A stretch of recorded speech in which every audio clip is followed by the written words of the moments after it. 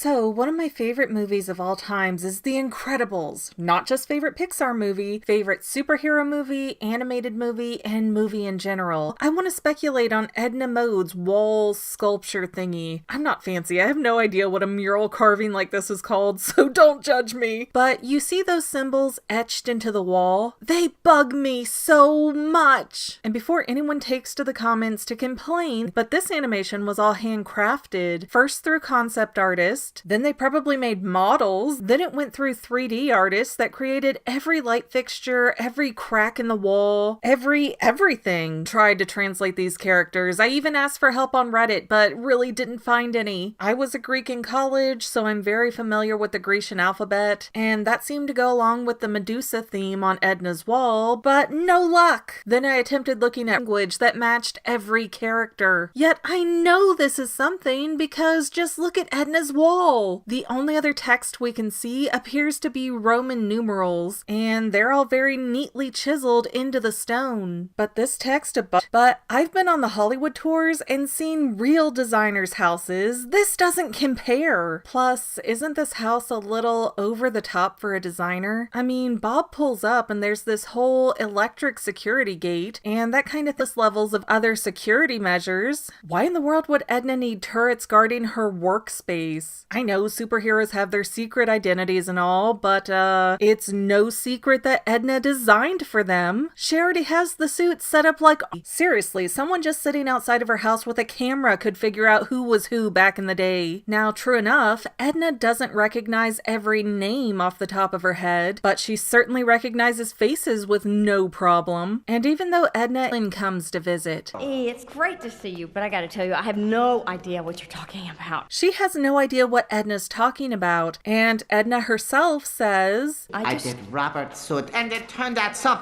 beautiful, I had to continue. Oh, back in the day, the government probably covered the expense of the suits, just like they pay for the superheroes' relocations. But again, that's off the table for this scenario because the government doesn't know what Bob is up to either. Also take note that we hear the entire conversation. She knows how many kids they have, what their secret powers are. Who told her this? Obviously, Edna was not in touch with the Parr family during their relocations because she tells Bob, Oh my God, you've gotten fat.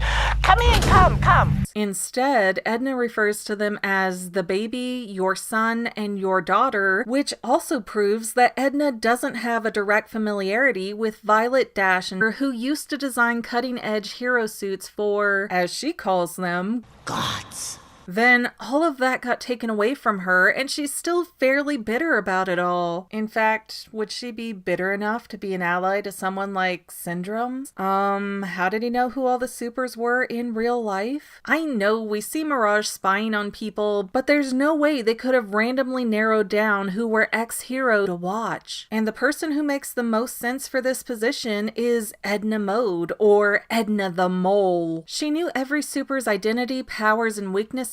Plus she had a beef with the government to see Bob, and she immediately suspects that he needs a new suit. So who's to say he's the first super that came back to her after getting an offer from Syndrome? Her workspace didn't look dated or dusty or decrepit, did it? Otherwise restrained in Edna's house. And based purely on speculation and the sheer number of characters involved, I think that super tried to write Kronos, or even one of his alternate names, Cronus or Saturn, in the wall. But Edna, I'm on to you. You are up to something. It might not be reality, but theories are more fun.